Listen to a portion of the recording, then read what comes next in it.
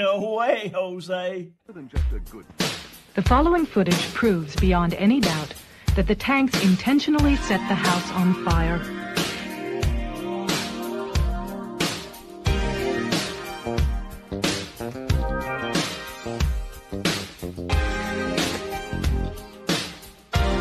It proves that the Branch Davidians were murdered.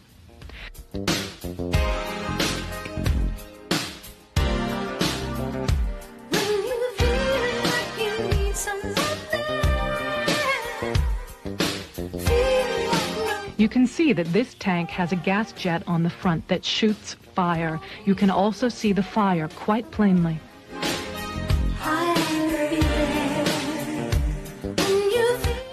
The tank goes into the house twice, and each time as it backs out, the fire at the gas jet is plainly visible.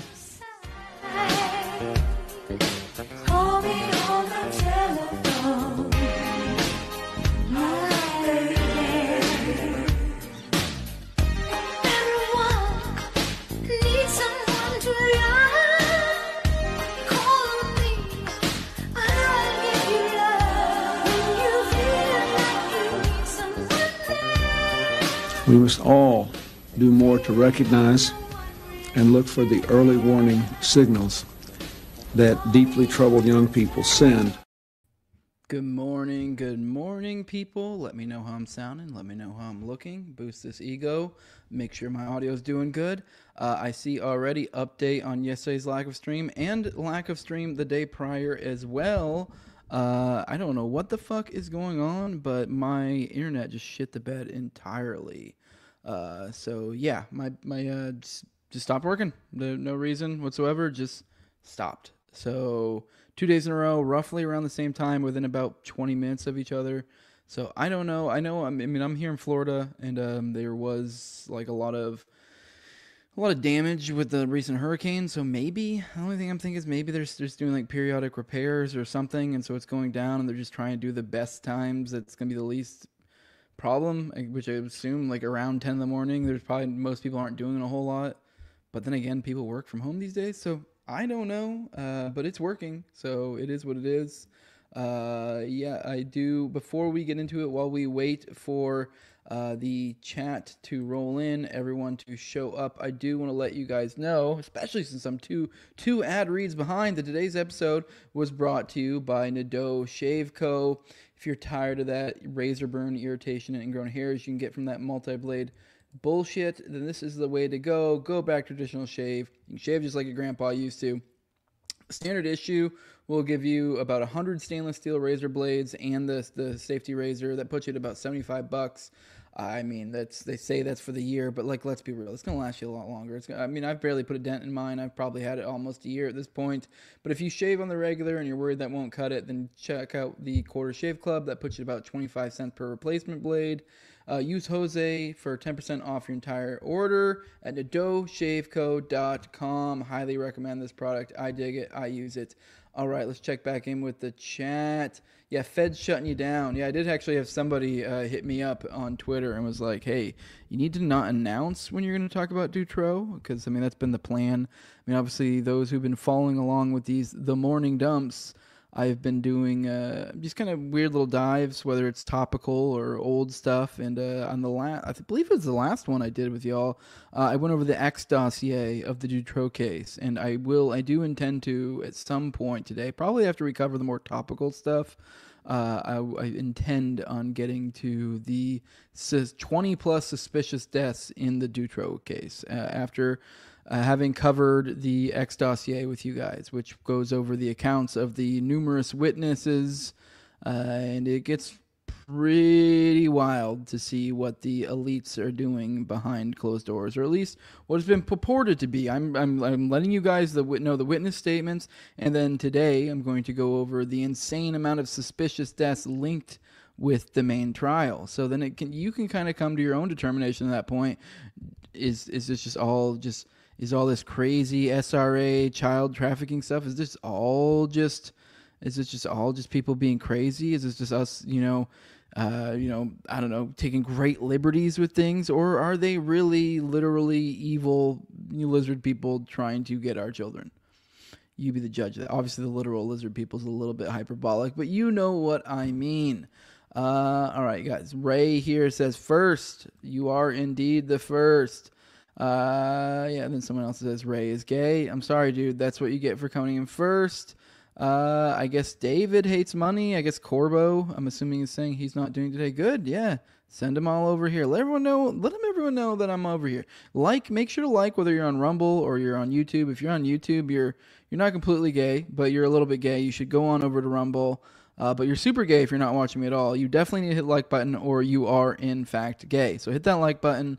That way we can boost this up in the algos, let everybody know that you're watching this. We're going to get into today. By the way, we might have a special guest at some point, may or may not. I've been having a habit of just inviting random buddies I'm shooting the shit with, sending them the StreamYard link. So we'll see. Yeah, so we might have a guest that pops in at some point today. But I guess while we get, in the meantime, let's talk about the numerous Trump appointments I wanted to get into. We'll start off with, let me see, which one was it? Okay. Sorry, trying to set these up while I'm talking to you guys is a little rough. I'm a bit of a retard. Here we go. Here's the one I was looking for. Starting out with this one just because of the fact that this was shared by one of you guys. So this was, I forget which one, Hegsdeath? What was he, SecDef? I think he was SecDef. But this is a speech from Jake Shields. So this is, people are worried about Trump's recent appointments. Before I got nuked in the last... I guess I'll give a little bit of setup for this before just jumping right into it because it's been so long. It feels like it hasn't, but it has because the past two times I've tried to stream with you guys, this thing shut down. But just a little bit of a speed you up to where we're at. When the last stream got nuked, we got like 15 minutes into it, and then the internet just shut down. But I was explaining to you guys kind of where we were at a weird point at that time. Things have gone completely downhill since then. But at that point in time, when we were talked last for 15 minutes, it no longer exists. I deleted it off the internet now. I probably should have left it up for just for perpetuity reasons, but whatever. At that point in time, Dave Smith had really made a huge push to stop Pompeo, because for those who recall, at the very end of Trump's campaign, like literally like the last day before the election, he had Pompeo kind of make a public appearance and make a speech. So it seemed almost to be a signal to, hey, Pompeo's coming back in the fold. Dave Smith lucked up, and he was on. I guess lucked up's the wrong way to put it. He's earned it. He's been on. Was on like PBD's live stream, the election live stream. He went on Rogan. He went on Alex Jones. I mean, this is like Alex Jones when he's literally getting ready to shut down with all this stuff going on. And I think he may have gone on some other places. Well, the point being is he was everywhere. And he made this huge Stop Pompeo movement, and then Trump came out and actually made a statement saying that Pompeo and Nikki Haley both were not going to have a place in his administration. Did it with grace, did it with like thanks for all your loyalty and blah, blah, blah, blah. Didn't talk trash about them. And so people took that as a signal, as like, oh, cool, things are going the right direction. Also, Donald Trump Jr. quote tweeted one of Dave Smith's tweets, kind of being like 100% we're on it, to some sort of Stop Pompeo, Stop Neocons type tweet. And then not long after, everyone was like all hyped up, like, hell yeah, we got Donald Trump Jr. like saying we're going to work on this, so we got a man on the inside. And things started falling apart. Now, here's one of them. Now, this is from my understanding. I mean, I'm going in this blind, just basically about as blind as you guys. I'm not super, like, in the drama of who's who when it comes to Washington, D.C., so I don't know these guys super duper well. Some of them I do, obviously. So, like, this Hegsdeath guy that we're about to go into, I'm kind of encountering him for the first time as well. It's my understanding that I believe he was something like a former senator or something, and then I believe he has been a kind of a talking head on Fox for a while. So he's kind of outside the box a little bit in that regard. But all right, let's play this video. This is for Jake Shields made some sort of clip saying we're so fucked. And then we have my buddy, the Rage Child, that tagged me and Austin in it. So I figured it's appropriate to bring it up on a stream since you guys share this. And we'll see. I'm not sure what the content of this, but I'm sure this is going to be a little bit of a black pill on this Hegsdeath guy. And then I have something else that's going to kind of counteract this black pill to get a mixed opinion. I don't even have a strong opinion one way or the other. I'm getting just kind of both sides of the argument of it's so over or we're so back with this guy. So this is the it's so over. Let's see. Anyone that wants to take the stage and talk about dual loyalty is dead wrong. What this organization represents, what Western civilization represents today, is an understanding that Zionism and Americanism are the front lines of Western civilization and freedom in our world today. And what better time for that relationship? From the scrapping of the terrible Iran deal to the embassy move, the recognition of Jerusalem as the capital of the Jewish state, and the recognition of the Golan Heights. This president is a true friend of the state of Israel.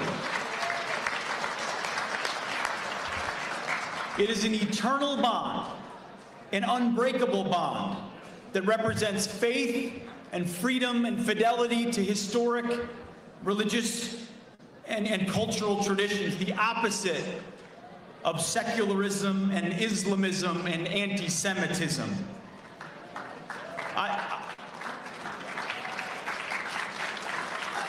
I don't want to be Jeb Bush, but it's okay to clap. Yeah, not good. I don't like it. It's so over, guys.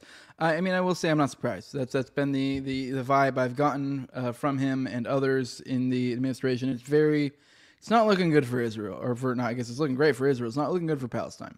That's kind of the going trend here.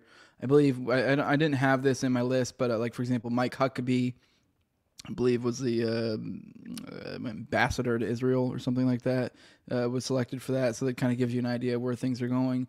Very, very, very, very, very hawkish on Israel seems to be the trend here. But, all right, let's check out my old boy Liam McCullum. Let's go check out we're so back. Let's see what his thoughts are on Pete Hegseth. Yeah, SecDef, I was right. Secretary of Defense Pete Hegseth. He says Liam McCullum says this might be a massive win. Here's Hegseth ringing endorsement of Defend the Card Act. The New Hampshire State House, has passed a bill that would require the United States Congress to declare war before deploying the New Hampshire National Guard. Quote from the bill real quick reads as follows. Article 1, Section 8 of the United States Constitution vests the Congress with the exclusive power to declare war, and by abdicating the war powers to the executive branch, the United States Congress has failed to follow the United States Constitution and the intent of the founders, Pete. This caught my eye. It's a really interesting development. Right now, this is New Hampshire only, and New Hampshire is simply pointing out that it's supposed to be Congress that declares war. It has become an executive branch function, and as a result, unless the Congress declares war, New Hampshire doesn't have to send troops for foreign wars. To me, it makes a lot of sense. I spent most of my career as a National Guardsman, deployed multiple times with the National Guard to foreign wars. We got used to the idea that state National Guard are part of expeditionary forces, which is not traditionally the use of a National Guard. And so this is New Hampshire saying, we don't trust how the federal government's going to use our troops, so we're willing to commit them when the American people, through their elected branch in Congress, commits those troops to a foreign war. Then you can. I love this idea. I'm sure the National Guard Bureau is, oh no, again.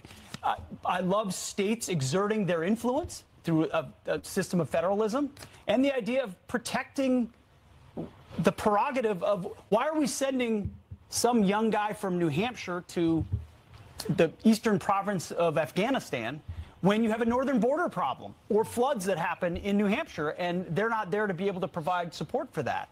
Yeah. It's an interesting development. It'll be interesting to see whether other legislatures do this and how the military reacts to it. But why are states having to tell the federal government, abide by the letter of the Constitution? I love it as well, but it's an unfortunate state of affairs.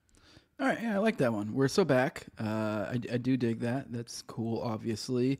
It seems to be, I don't know, that seems to be kind of the, I mean, I'm kind of being a little bit of a doomer here, but like in a certain sense, there is like a bit of a I mean, I'm not at all surprised that people are all pretty much hawks on Israel, but hey, it's a little better. All right, let's check through the chat, see a little what you guys have to say. This guy's a problem. Yep. Gross, says Joey Poopbag. This guy talks about Western civilization, and they can say they're Semitic. What the hell, man? The real doublespeak dual standard. The border czar is the only good pick. Even Vivek is a terrible choice. I will say I don't have a strong. I'm not like a. This may disappoint people. I don't have a very strong opinion when it comes to border stuff. I just don't. I don't know. I mean, I've never really dug into the weeds too much. Never had the desire. I guess I lean a little bit more towards Hoppe's arguments.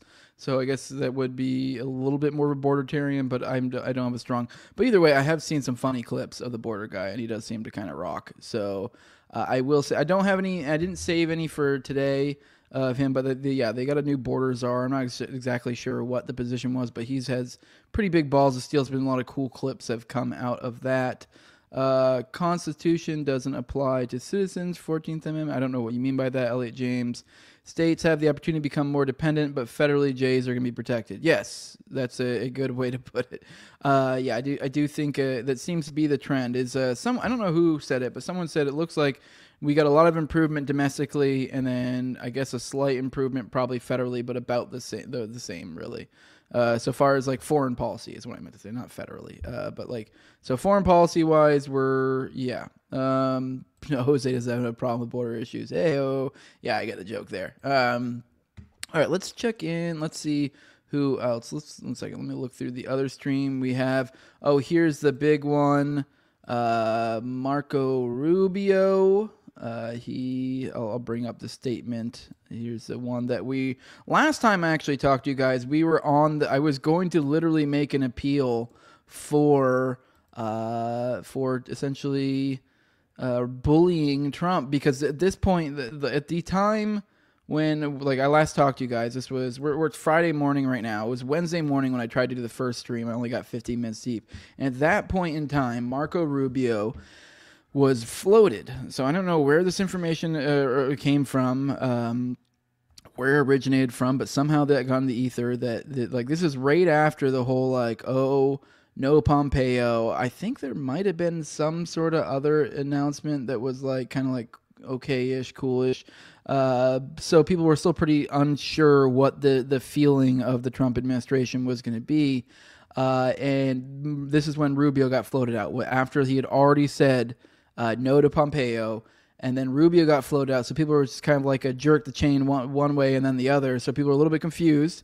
But it hadn't been announced officially at that point in time, at Wednesday morning. I believe it was Thursday it got announced. I'm not sure at what time, but that yes, in fact, Marco Rubio was the case. But a lot of people were kind of hoping and praying that was something he floated out just to kind of feel the temperature after, kind of essentially floating it out to Twitter. What does Twitter think? I guess not. I guess because Twitter was not happy about it, but it didn't seem to make a difference. So, yeah, I mean, people like the Ben Shapiro's of the world are thrilled. But yes, Secretary of State Marco Rubio. Here's a statement from President Trump. It's my honor to announce that Senator Marco Rubio of Florida is hereby nominated to be the U.S. Secretary of State. That's all you really need to know out of that, which is nuts that we're in the situation where we have Marco Rubio. But, yeah, all right. 14, the amendment created a new classification of citizens, making the property of the United States, and the Constitution, I believe the term is for us nationals.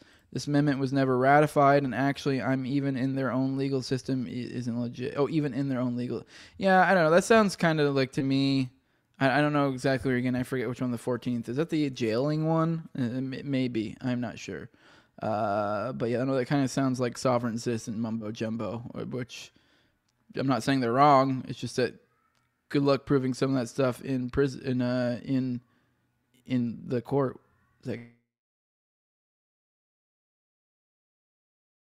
Sorry, I just realized. Sorry if you guys hear the back. I stopped to hear what the sound was, but I think that there's one of my neighbors or somebody's getting their yard done, or mine is. I hear a blower. So if you guys hear that in the background, I am sorry. It is what it is. All right, yes, let's get back to the announcements. We have, Tulsi Gabbard was a fun one. Tulsi Gabbard, a little bit weird. I have noticed a trend with of the good ones that some of the worst people seem to not have that much of a problem with it, and then maybe, or they have a dramatic response to it. So here's one where, let me see, Lindsey Graham is saying, I've known Congressman Tulsi Gabbard for many years, serving in the same Capitol Hill Reserve Unit. While we have differences on foreign policy, I think she's extremely bright and capable. It is a great compliment to Tulsi that President Trump wants her to be his Director of National Intelligence. In this position, she will see up close the dangers we face as a nation with multiple sources. I look forward to working with her to keep America not only great, but also safe. So we have Tulsi Gabbard, who landed the Director of National Intelligence. So that'll be interesting to see how that plays out. I've kind of been on the fence about her I mean, she's cool generally, but it's like, she's hard to trust. There's been some key moments where she's kind of let us down. She's also really not. We like to act like she's the anti-war candidate. She's really not. She's anti, what's the word I'm looking for? Overthrowing leadership. I don't know why I can't think of the word. I'm gonna beat myself up later. Overthrowing regime change. Regime change. How could I not think of that word? But she's known for being against regime change. But she's fine with fighting terrorists, whatever. So I don't know. So she's had times where she lets us down a little bit. So I don't know now as a Director of National Intelligence, what does that mean there?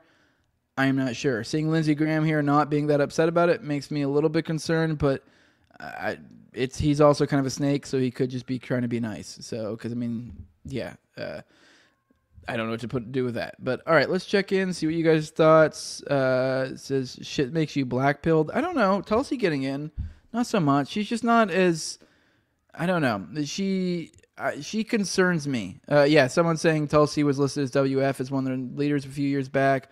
Little Marco and WEF. Tulsi, interesting choices. Yeah, she's one of those ones that, like, I've heard mixed things about the WEF thing, so I don't know, like, to what extent it's legit or not. Maybe it's not.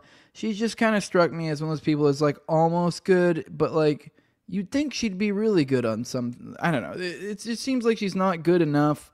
I just am suspicious. She almost seems like a poison, like a poison pill is kind of the feeling I've gotten. But I struggle to trust anyone. So I don't know. And she's not, and as for as much positioning as her being anti-war, she really isn't, though. Like, if that makes sense. She has weird lines where she goes, "Oh, I'm okay with this here." I mean, I can't recall her storied history on, like, her things she's chosen to endorse. I've gotten weird vibes. I struggle to trust her, but I want to, if that makes sense. So, yeah. Oh, Tom Woods had a good take. Adelson got her foreign policy and Trump got his domestic. That's actually, I think that was what I was thinking of earlier, Eddie. I saw Tom Woods say that. Yeah. So she's hot with a nice butt and looks like Rogue from X-Men. Yeah. Frankly, all the pics are strange from Cucumber Fiesta. I agree. Very weird. Yeah. It's a gray pill for real.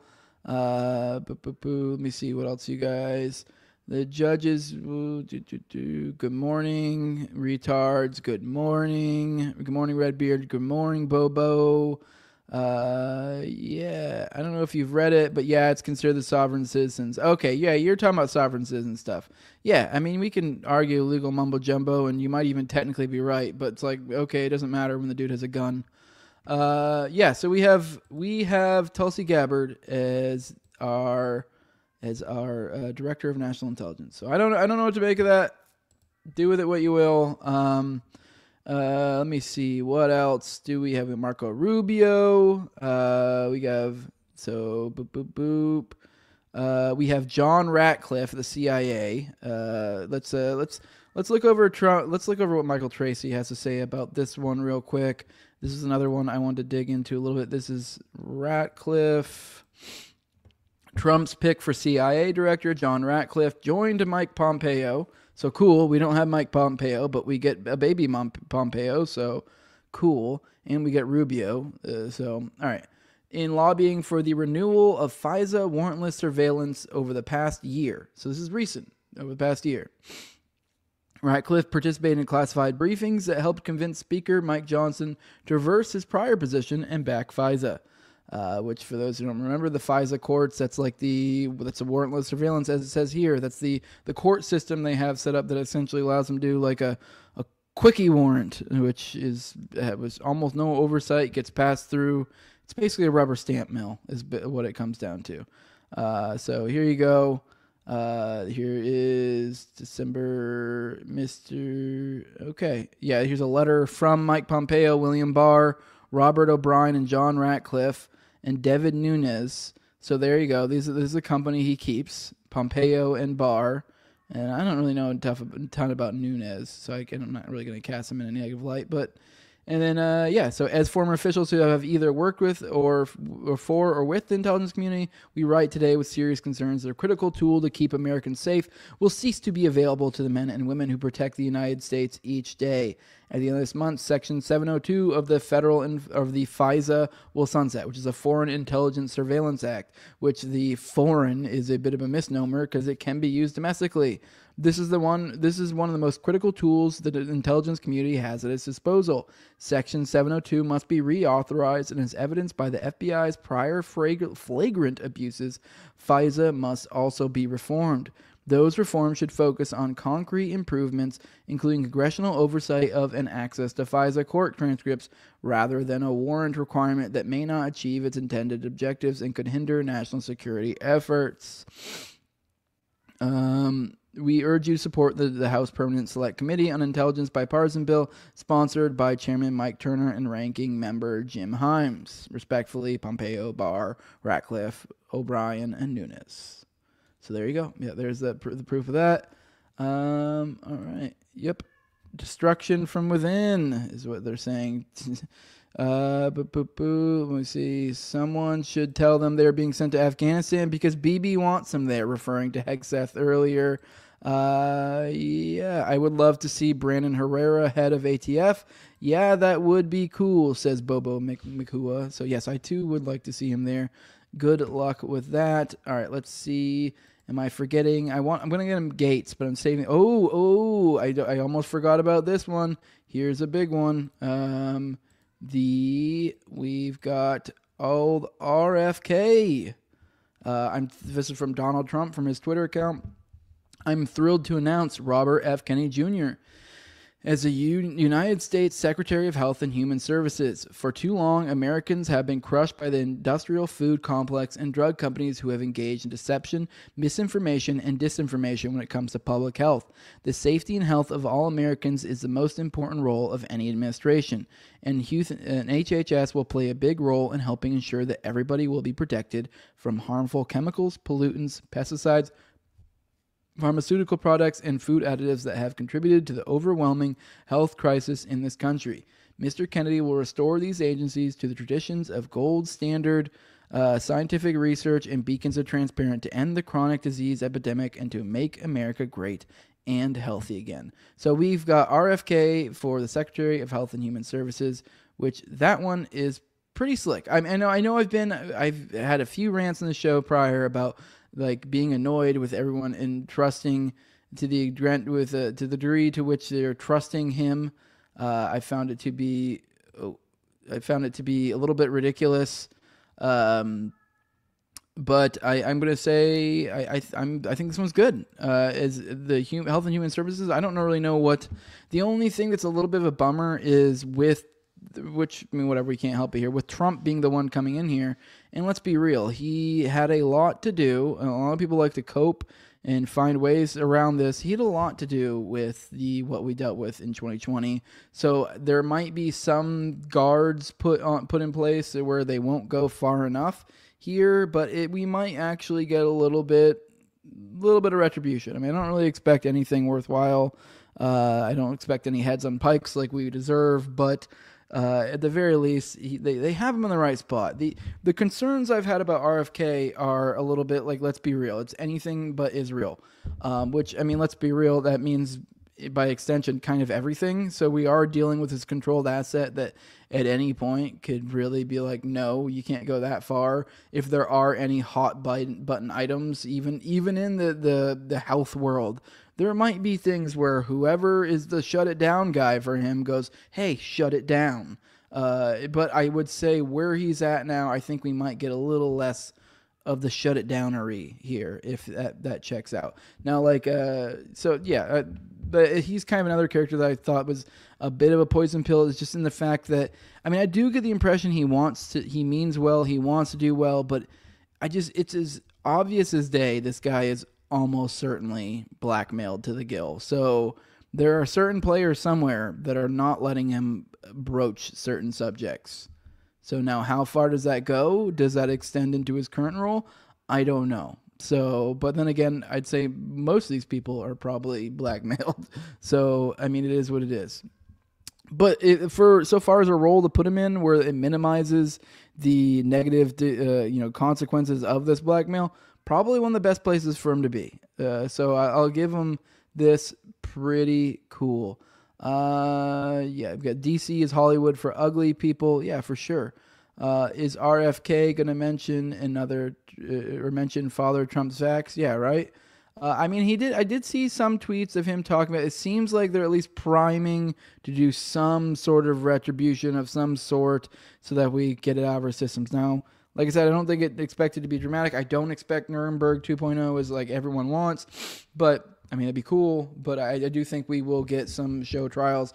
It'll be a lot like I don't know, what will it be like? It'll be like kind of like the Russia stuff, I think, kind of. It'll blow over to be really nothing, but it'll be this thing that's dragged on the media for a while. So, yeah. Hey all from Farm Girl. Hey, you're correct with RFK. Yup, not poisoning your population. Shut it down. Yeah, no, for real. That is kind of why I'm like, there also might be spots where like, I mean, who knows? Maybe he's not even good here. Maybe it really is just a poison pill and that like, cool. You kind of really can't do anything. So we'll see. Fauci gonna flee? No, I think nothing will happen to Fauci. I don't think he's gonna have to flee. I could be wrong. I hope I'm wrong. That'd be super cool. If he became like an international fugitive, that'd be the shit. But yeah, it feels like it'll be a big nothing burger as usual. Yes, this was the most important election forever and ever, and I heard that from all the right, all the libertarians. So fucking important. I don't think it was that important. I still don't think it was that important. I think in some senses there are definitely silver linings to be had. I do think this was the final death nail of the media, but even then that was mostly just symbolic. It was just that way we have something to laud up and go, here, clearly dead, whereas it was already dead. It was just a matter of like allowing us to have that. So I don't know. Let's see, Fauci's gonna flee. If RFK can end pharma TV ad, cable news collapses, I'm hopeful. Yeah, watch that. That would be funny. If they shut it off, and that is kind of like the what's the dialysis or whatever of cable news is all these fucking, yeah, it'll be nothing but military security or military industrial complex fucking ads. The trials will be something for the boys and NPCs to talk about, but Fauci's and others will be safe. Exactly. Big Pharma had a bad couple batches. It's all fixed up. Get your jabs, you homophobic fags. Yep. Prediction from J Pro Plumbing: there will be no trials or repercussions for anyone. Not one corrupt person in government will face any punishment. I highly doubt that. There will be some sort of win somewhere. Someone, I think, will get in some sort of trouble, but it will be meaningless. Yeah, that's so. I think whether it becomes mostly symbolic, or it's a slap on the wrist, or it's someone who's inconsequential. Kind of like with the Epstein thing, like the guards, I think, end up taking some of the rap of that, which are like, who, cool. Like, I mean, I guess, yeah, they should probably get in trouble for fucking up, but it was like, that's kind of like, no one is really thinking that the guards were the heads of some conspiracy to kill him. So that, I mean, obviously there's a lot more going on here. So what's going on? All right. What do you think about Trump saying it would be the last election? I mean, someone's saying he didn't say that. I don't know. Even if he did say that, everyone's saying either of these going to be last election. I very much doubted it. Unless, now, had like they tried to put, now had Kamala won and things, the energy bend the way it was, which felt like it was going to be a blowout. And then let's say it went the exact opposite and it showed to be a blowout. For the demoralization of that would be insane. And then maybe there would be some sort of set off a chain reaction for last election. So I think it may be a certain sense, maybe as hyperbolic as it may seem, there might be something to the fact that a Trump win did kind of reinstill confidence slightly in the electoral process.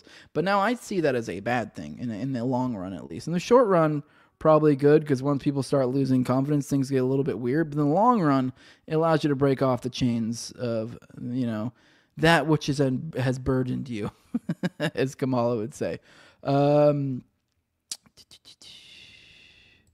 What is this? The judge in Kansas who let that guy go. All right. He sure did say that, Christian specifically. Okay, maybe he did say that. I don't know. Either way, I think it's whatever. Come on, you need self-assembling nanobots, guys. They're cool. It's like Minecraft in your veins. All right, guys, let's see what we have so far as if there's any other announcements. Like I said, I'm going to get to Gates. I'm aware of Gates. I'm just trying to see if there's any other ones I forgot before we get into it. But yeah, I wanted to get into Gates last just because of the fact that I guess we can talk about two real quick. We have Vivek and Elon as part of this DOGE, D-O-G-E, Department of Government Efficiency thing. So they're kind of like an unofficial. They're like the assistant to the assistant, regional manager or whatever. Whatever. I don't know. I mean, a lot of people are excited about this. I mean, I guess it'd be cool if something comes of it. I'm not too incredibly hopeful. But at the very least, it's cool. People are talking about that they want to take a chainsaw to the government. So I'll take that. Cool. All right. Well, let's get into. Here's the last thing I want to get to for so far as the picks. Let's get into Matt Gaetz. All right. Matt Gaetz, just so you guys know, he is going to be the new Attorney General. And let's second, I guess set it up. I need to get a producer for this. This is too much to deal with having to switch around stuff. Okay. We have our boy Dave here saying, okay, I'm getting excited for Representative Matt Gaetz. And then we have John Bolton saying, Gaetz must be the worst nomination for a cabinet position in American history. This is something that falls well outside the proper scope of deference to a president nominating members of his senior team. Gaetz is not only totally incompetent for this job, he doesn't have character or the civic virtue the founding fathers wanted. The Republican Party should oppose this nomination. And so everyone's immediately knee-jerk going, John Bolton, look, this guy, and I know obviously this is Dave being a little bit cheeky here. So, I mean, I'm not saying like, oh, look how stupid Dave is. But you know what, guys? Go ahead and clip this up. Let them know. This will be my takedown of him. Maybe I can get Dave to break it down. No, I'm just kidding. This would be retarded because it is, I think it's more of a tongue-in-cheek thing. I'm a little bit more schizo, and when I see somebody like who has become in the public sphere, essentially the demon. I mean, hell, even on Rogan, he was going, oh, this guy is like, he's just a crazy person I keep next to me. It's kind of like to make him think, like, ooh, I want to deal with this guy over here, Trump, because John Bolton, he could just bomb the shit out of us. That's kind of the vibe they were going for with Bolton. But now I think it's pretty clear, even to Bolton, that he has become a heel. So, I mean, if we're going to take the position this is all WWE, which most of it really fucking is, what is it? I mean, what thoughts do you get out of this when you see somebody like this, like a John Bolton, really over the top, literally worst nomination for a cabinet position in American history for Representative Matt Gaetz? So it seems hyperbolic to a silly degree. For me, I see that, I go, this is weird. This makes me, what's going on? I know there's been people with Matt Gaetz floating around that I guess he doesn't take any money from AIPAC, but I will tell you what, I know there were weird stories a while back about, actually, I'm not even going to say it, but people out there tag me. If you find any threads of some of his, there's been stuff, I've seen things that seem to imply he could have been subject to some blackmail-y type stuff. Just saying. So, I mean, and he's kind of always been this guy, kind of like this Tulsi character, where he seems so good, but never quite good enough. You know what I mean? Like, he's like Massey. You see somebody like a Massey, and you're like, dude, that guy is fucking good. He's good on everything. Like, he like, when it comes to Israel, he's like, no, you like he doesn't even like take an aggro approach. He just takes the approach of, no, you're not getting our fucking money. Now, Gaetz, he's like good to a degree. It's like a lot of times where it counts is when he's not there. So it makes me suspicious. Like, he's not like, and not even to a degree where you have somebody like a Rand Paul. You're like, there are times where you're like, dude, what are you doing here? Like, I don't know, are you trying to garner appreciation for your party? Are you playing the political game? Whereas Gates is more to the like where I struggle to find. I can't give you any concrete examples. I'm just saying I don't trust him, especially after he seemed to be the chosen mouthpiece to deliver the Iranian assassination plot angle, which still we're dealing with now. So I don't know. It just feels scripted to me. This feels, maybe I'm being neurotic. Maybe I'm seeing things that aren't there, but it just feels fishy. Like, because I mean, I guess, like I said, someone's saying I've seen that he supposedly doesn't take money from AIPAC, but the weird thing is he kind of votes a little bit like, or he has how do I put this? His rhetoric would make me think sometimes that he was. So it's like, so what's going on? Were you set aside for a purpose to look good? And then now you also have the John Bolton, the obvious heel of the political world, now saying, "Oh, look how awful this guy is." Essentially, a ringing bell of approval to everyone in the world, giving him the "you're based, you're fucking cool, you'll do the right thing" nod. Essentially, I don't know. Maybe I'm too schizo. But yeah, let's before we get into it, I was waiting to do this last because I was using this as a perfect little segue into the Iranian plot stuff. Because as those who remember, this was the guy who said, "Oh, I got secret information from secret sources that say Iranian stuff. So Iranian guys to start saying Iran a lot like that." All right. Boop boop boop. Let me see what else before we move on to that. Yeah, Jose. Yeah, some mid-level government officials were gonna get a slap on the wrist. I bet that's it for the jab problem. Yep, exactly, something like that. We have to win this election ever, most important election ever. We want a landslide that's too big to rig. If you want to save America, get your friends, get your family, get everyone you know to vote. Yeah, I heard all this stuff, and look at what we're getting. So, but I don't know. I could be wrong. Who's the weird chick who said that Trump would reveal the dark magic shit? Abramovich. Did she say that? That's believable. Someone posted a clip. I don't know if I can bring up clip. I mean, I don't have the ability. Maybe let me check on YouTube, because I mean, if I'm able to like go to like the YouTube chat and move, or let me actually make you even see that came. No, that came from Rumble. Actually, let me go to Rumble. I should be paying attention to the Rumble chat anyways. So this works out. If this works, if you guys are able to make suggestions in the chat, then I might be able to start using this as a way to, so you guys send content, especially if you guys send like a super chat or something. Let me find what you shared a minute ago. All right, let me see.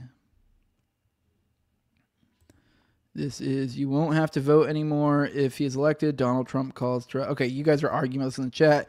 Just for you guys, I'll play this. Share this tab instead. All right, cool. Play. All right, here is, you guys were arguing about whether he said that they're like the voting will be ended forever. All right, let's play this. If you want to save America, get your friends, get your family, get everyone you know, and vote. Vote early, vote absentee, vote on election day. I don't care how, but you have to get out and vote.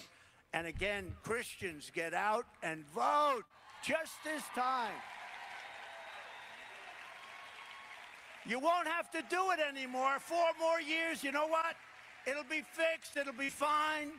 You won't have to vote anymore, my beautiful Christians. I love you, Christians. I'm a Christian. I love you. Get out. You got to get out and vote. In 4 years, you don't have to vote again. We'll have it fixed so good you're not going to have to vote. Oh, okay. I get the angle you were making. Okay, so obviously the liberal wine moms are probably going to run with that and go, oh, that means he's saying, we're never going to do a vote again. So I don't know. I don't take it that way. I think he's just kind of riffing on the go. All right. I see someone in the backstage. I don't know if I should bring you on. I don't know if you're not doing the video. Hey, Christina, what's up? Hello. Okay, I didn't know if you had to wait for you to bring up the video or if you're not doing that. What's No, up? I'm not going on camera. I'm Oh, about to you're get good. in the shower. Oh, you're good. You're good. Yeah, I just went through. This is my new morning show I'm doing, where I'm kind of just going through stuff, more like raw, hanging out with the stream. A lot of articles, threads, stuff like that. We were just kind of going through all the different appointment picks. I was just segueing over to, I was using the Gates appointment thing as a perfect segue into the Iranian plot bullshit, which I feel like is probably a good spot for you. Although I guess before we curtail into that, I don't know if you want to give any thoughts on the appointment picks. I'm like, kind of like, I'm not surprised, but I am still very like, oh, most important election ever. Kind of like, yeah, I was right for kind of like being like, when people were doing that before, like, okay, cool. Like, there's some silver linings to be had, but for the most part, it's mostly kind of a symbolic win and maybe some like rhetoric stuff. But so far as policy, it seems more the same. Yeah, definitely. I was pretty disappointed, but also not very surprised. I mean, Marco Rubio, the guy who used to go to the foam parties, you know, it just is kind of in obvious neocon, you know. All of these people have received lots of APEC money, as we all know. And so it just seems like that's what's happening here. Perhaps Miriam Adelson had some say in some of these, you know, maybe she put in $100 million worth of say. Well, yeah. But, you know, in just Trump is, you know, let's not forget, a boomer. Right. And so he kind of does just like listen to the people around him, and he, you know, he takes their advisement, their advice. And this, of course, was part of the problem, I think, with the first administration, especially with people like Jared Kushner. You know, I don't know if people remember this, but Jared's father, Charles Kushner, received a pardon from Trump. And then right after getting the pardon, he turns around and badmouths him over the infamous day in January. And so it's just obvious snakes. And so I saw Howard Lutnick was the person in charge of the transition, right? Was that right? The former CEO of Cantor Fitzgerald, who magically was warned in advance not to show up to the North Tower on 9/11, and then who benefited from the 9/11 victims' compensation that did not go to the families of the 600 victims of Cantor Fitzgerald who tragically died that day. So I was disappointed to see that. So I wasn't very surprised, but part of me is thinking maybe there's, you know, I don't know if it's a cope, but like, do we know for sure that these are the choices, or are these just what people are saying? Is there a chance he may change his mind and like change some of these? Because he's been known to do sort of things like that. I don't know. But the one, you know, I'm good. I was happy to see at least Matt Gaetz. Yeah. I thought that was a decent pick. And that's what we were just talking about before you came on. I was just kind of had this whole, I don't even really know. I guess maybe it's just my pattern recognition. I can't give solid examples aside from like some like really weak ones. But for the longest time, I've kind of gotten bad vibes from him. He struck me, and I said this about Tulsi as well, where I used to be way more bullish on them and way more like, these guys are awesome. But they've struck me as like you see somebody like a Thomas Massie who's like great on everything. Yep. And then you see somebody like a Rand Paul who's great on most things, but sometimes you can tell he's playing the political game and votes one way or the other or whatever. But then there's some people who are just a little bit more into that scale to where you're like, you're really good, but like, you'd think if you actually had these beliefs, you'd be better. Like, what's going on here? Like, is there something I'm missing? Maybe I'm too schizophrenic, but I've always just gotten and then I guess maybe it just confirmed my suspicions even more. And that's obviously not a proper way to do logic. When Gaetz was the Johnny on the spot with the Iran plot information. What? Do you not remember? Do you not remember? No.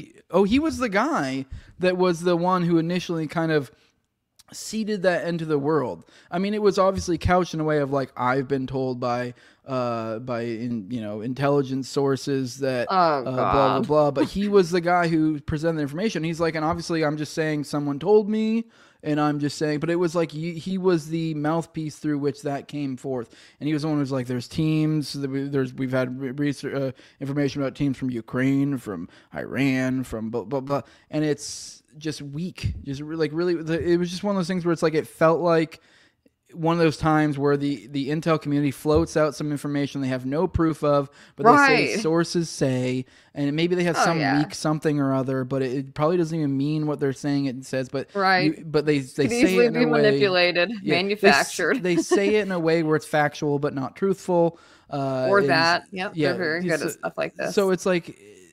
But it's also just a trust me, you don't get to see the information, right? And that was that. So he was the one where So that's where the Iran stuff comes from. Originates from him saying some intel guy told him. Which, to be fair, maybe some intel guy did just tell him, and he just said that, and maybe he was even gullible enough to believe it. I don't know. It just seems he seems like he'd be hip to know that if some intelligence guy told him this, that I'm not just like, why would I just repeat this? Like, you know, like you should be skeptical of them. Hello. He should know that. Yeah, that is a little bit weird. There's some other weird things about Gates as well, like his adopted son, Nestor. I'm not really sure what the deal with that is. Wasn't there some weird stories about his past? I almost went into that, but I was like, I can't even recall anything. I just vaguely recall in his early political days, there was some weird scandals that heavily implied untoward things, whether it was to women or like, but I mean, he was a young 20, 30 something guy. So it's kind of like, you know, I'm not surprised, you know? Exactly. But, yes. I think you're right. I think I do recall something like that. And I also kind of got the vibe that his wife is his handler, Ginger. She is the sister of Palmer Luckey, a Peter Thiel protege.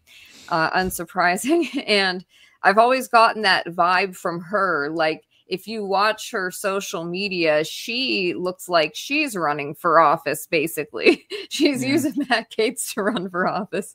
So that is something some women I feel like probably get to. Yeah, so I can see that, but but just to be, you know, skeptical of some of these people, you know, but to also understand that they're just regular people also at the end of the day, flawed people like everybody else. But there's some other stuff too. I mean, I don't like that he appears to have had Botox at some point. Yeah, a little gay. I find that concerning. Just on its face, a man doing something like that is a little sus to me. So it seems a little vain. I mean, he's too young for stuff like that anyways, even if you were going to consider doing it. Like, sir, what is going on here?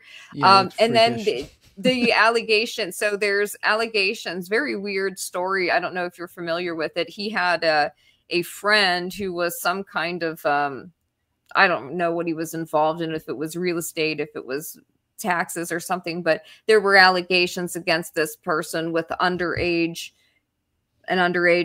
individual, allegations of sex trafficking. That person was, I think, maybe charged, or they pled guilty, and then they ended up cooperating with the feds into an investigation of Matt Gaetz for allegations about a 17-year-old.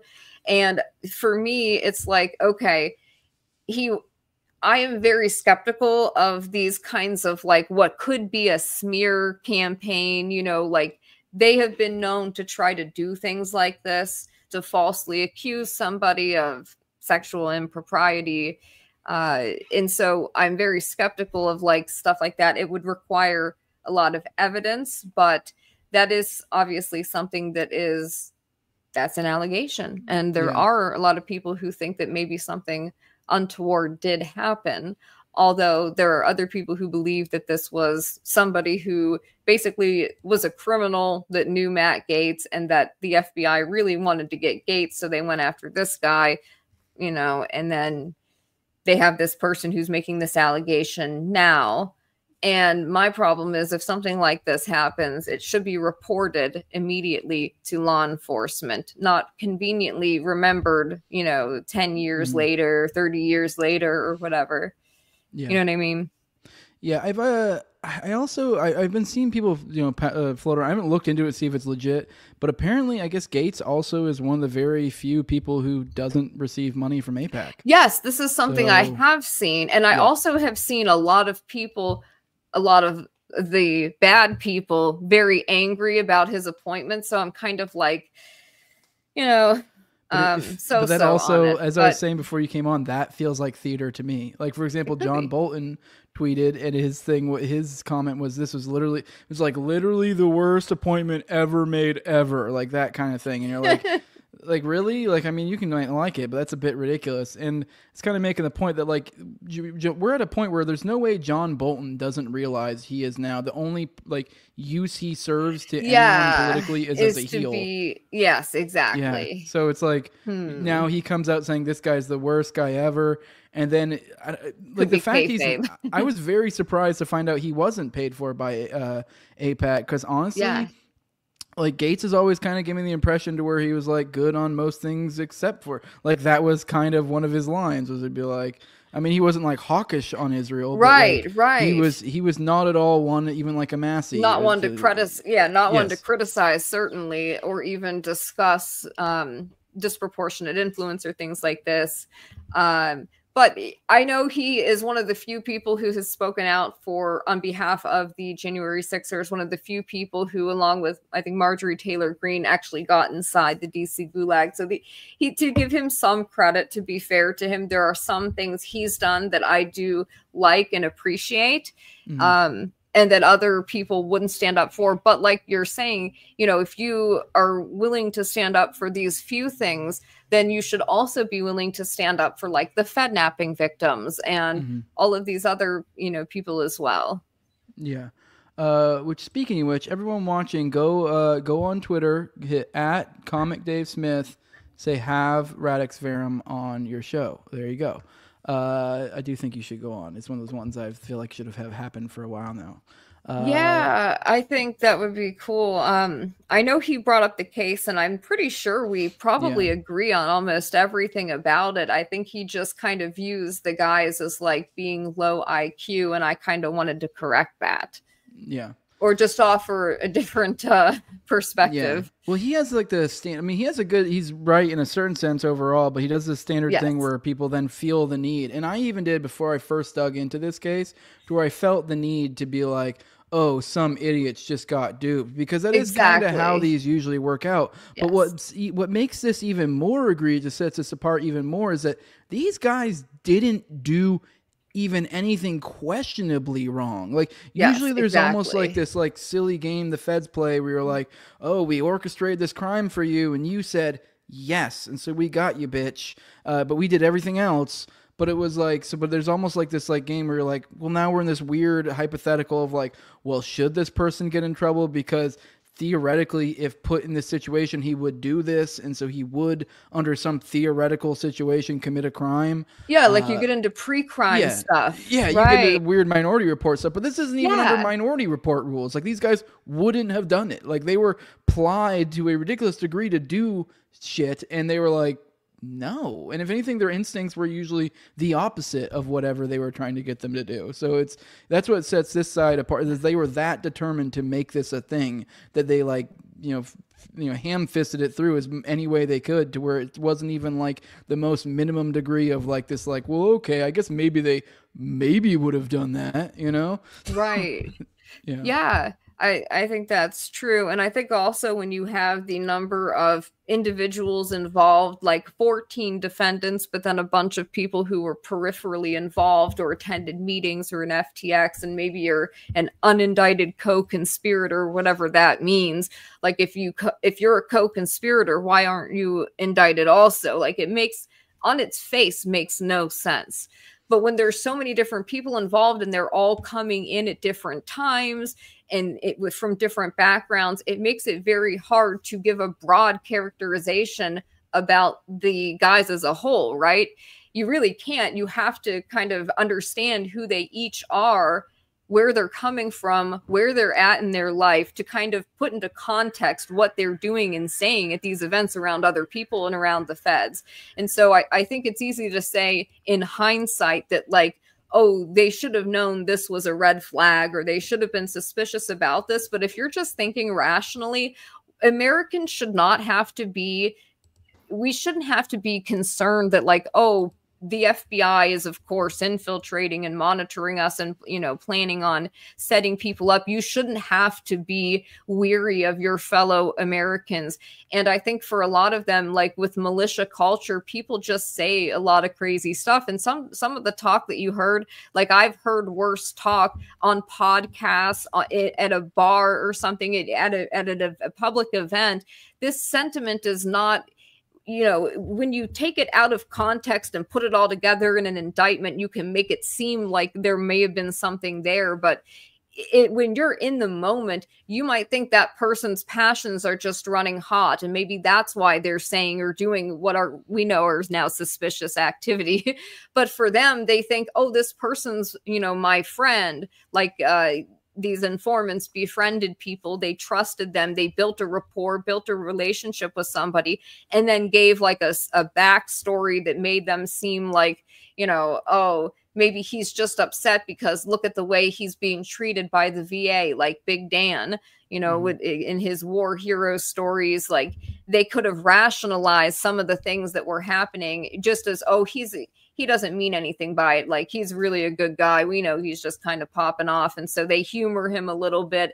And then to be looking back in hindsight of how this thing never should have happened, to be like, oh, well, they were stupid because they should have known. Not really. It's easy to say that, but these guys, I mean, militias are a thing. Attending meetings is a thing that they all do. Going to FTXs is a thing they all do. There was nothing in and about that itself that was quote unquote suspicious. It is, again, just the way that they can take the video footage from the training and put it together with a you know, joking statement or whatever and say, oh, look, they're plotting. So they were doing something.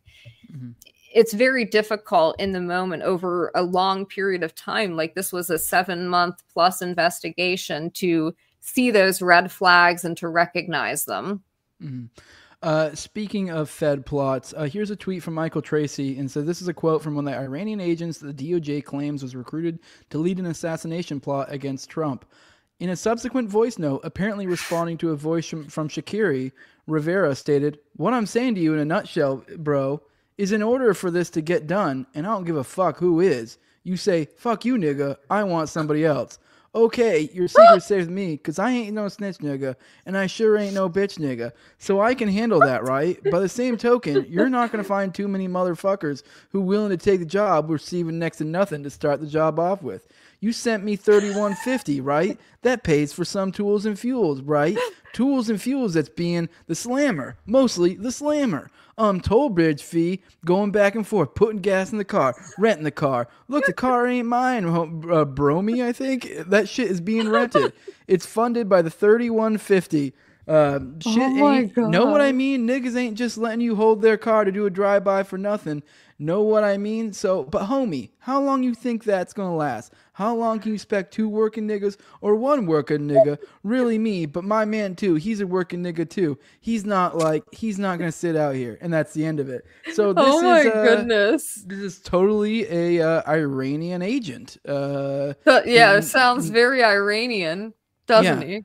It sounds like they're using AI to write their fucking plots now.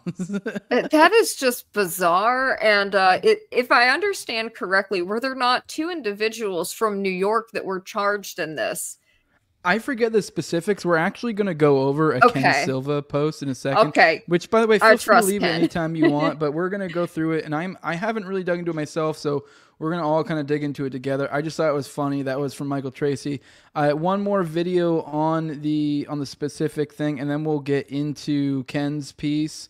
But here is, because this was kind of a talking point a while ago, but I guess it's come back up again. Here was like a clip, so you know, here's the boomer, so we can kind of get the like generic Fox News take and kind of get a feel for where they're at before we move on to the respectable Ken Silva's take.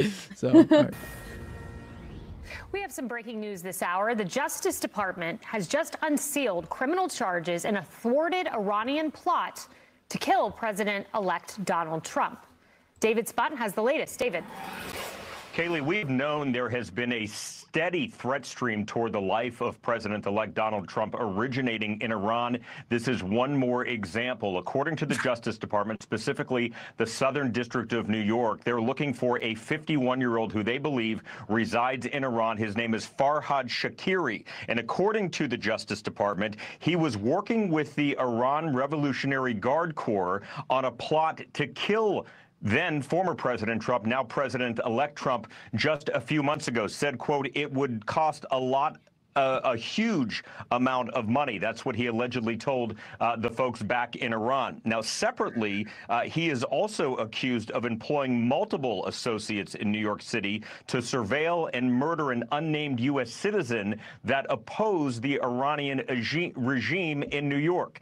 Now, Kaylee, this all stems from former President Trump's directive to kill General Qasem Soleimani back in January of 2020. Since then, national security officials have told Fox News the threat stream toward President-elect Trump's life has really increased. This is one more example. So his name is Farhad Shakiri, and he is accused of working with the Iran National Guard Corps to kill President-elect Donald Trump.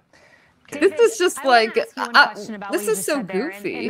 Yeah, it really is. Yeah, that's the move. Is it's retribution for Soleimani, because that's really what that's what Iran wants right now. Is us. Right. That's what they're focused on. Yeah. To me, and it was the date at which the hacking attempts began. All right, cool. That's enough of that. We get where they're at. They're seeding the. This is. I think this is super important for people to be on this, because I mean, as in light of the context of the appointments, you know, as we were just talking about with Matt Gaetz, he was literally the guy presenting this information, and now he's the Attorney General, so, or going to be at least. So I think this is useful, and this seems to be that is the move. Is that's what they're pushing, is the Iran angle. So I just think we need to be very, very much paying attention to that, because I think that might be. I know this is a hawkish on Israel group for sure. Yeah. Yeah, definitely. So, all right, give me a second. Let me bring up this one. Well, I'll read this out to y'all. It's not too long. See, pretty short one. All right, the Justice Department announced on Friday, this is evidence is shaky for Iran's Trump assassination plot by Ken Silva. This is around the 12th, so 3 days ago. The Justice Department announced on Friday that it uncovered more evidence of an Iranian plot to assassinate President-elect Donald Trump. But the evidence of such a plot is the word of a criminal in Iran who told the FBI about the conspiracy over the phone. They just called it in, you know, like, okay, sure, Jan. Yeah, the DOJ's announcement was announced, including charges against Farhad Shakiri, who was that guy, the excerpt we read a bit, 51-year-old who is from Iran, and that's how they expect us to, like, some weird combination. 51-year-old Iranians talk. Okay. Yeah, it was weird. Like the mixture of throwing around nigga and slammer, both in the same, made me very confused. Like, is this a 50s plot? Are we like, is this the hood? Like. What is this? Who is the character of Farhad Shakiri? Right. In the script. Yeah, very, very confused. I think he's confused on his character. Carlisle Rivera, known as Pop, 49, of Brooklyn, New York. Okay, well, they're from Brooklyn, so maybe there's something to that. Okay, I mean, but either way, it's still ridiculous. And just at that point, just once you see them talking like that, you're like, oh, is this really an Iranian plot? Or is just Rivera sounds very Iranian, guys. Come on. Lode Holt. Yeah. Jonathan Lode Holt. Yep, of Staten Island, sounds New York. Like a real Iranian terrorist there. Yep, who are all accused of plotting to kill a U.S. journalist of Iranian origin. Yeah, so we have one. Wait, what? Who are all accused. Okay, this is the DOJ's announcement was including charges against Farhad Shakiri, 51, of Iran. So this is an Iranian assassination plot, but they also wanted to kill an Iranian journalist. Yeah, it sounds like an Iranian-born U.S. journalist. This is all it sounds like. Yeah, so you have Farhad Shakiri, 51, in Iran, Carlisle Rivera, 49, in Brooklyn. And then we have Jonathan Lode Holt, 36, in Staten Island. So those two, I mean, maybe they were working together to do something. The Iran angle is this one dude over in Iran, Farhad Shakiri. So, and they're accused of applying to kill a U.S. journalist of Iranian origin. I don't know how that gets to president, but I'm assuming maybe Ken will lay that out for us here in a second. While Shakiri is one of the defendants, the government's criminal complaint shows that he appears to have been snitching to the FBI in recent months. There you go. Yeah, he was an informant. I forgot about that. Yeah, because it's that it actually seems like when we dig into this, it looks like they might be burning an informant, and that way they can establish their Iranian their fake Iranian plot. Yeah. Just fucking fuck that informant. We need to make this happen. According to the charging papers, Shakiri participated in phone interviews with the FBI from Iran on September 30th, October 8th, October 17th, October 28th, and November 7th. So it's 1, 2, 3, 4. So at least 4 separate times. In exchange for a sentence reduction for an unidentified individual. So nothing can be taken credibly. Come on. Yep. So this is literally originates from 4. He's talked to the FBI 4 separate times, in the context being giving information like for sentence reduction for someone. So essentially they're kind of have leverage over him and are extracting information from him. That is the context here. So yeah. Yeah, we see there's a tweet from Ken here. But yeah, let's keep moving on the oops, sorry, I clicked on the wrong thing. All right. In one of these interviews, Shakiri, who was deported from the United States in 2008 after serving 14 years in prison for robbery, so this guy's did 14 years in prison, told the FBI that an Iranian Revolutionary Guard Corps official was pushing him to assassinate Trump. So this is the key of this. This Shakiri guy is saying that this person was pushing him to do it. The IRGC official is identified but appears to be known to the U.S. government. So this is the crux of what this is. One guy under already dubious circumstances claimed to have talked to an FBI guy, talked to the FBI, talked to some of the IRGC, which is the Iranian military essentially. And the government is saying that they're not even saying anything. It's unidentified but appears to be known. That means nothing. This person could not exist, is what that means. Yeah, exactly. Yeah. I mean, this is nothing. This is literally nothing. Yes.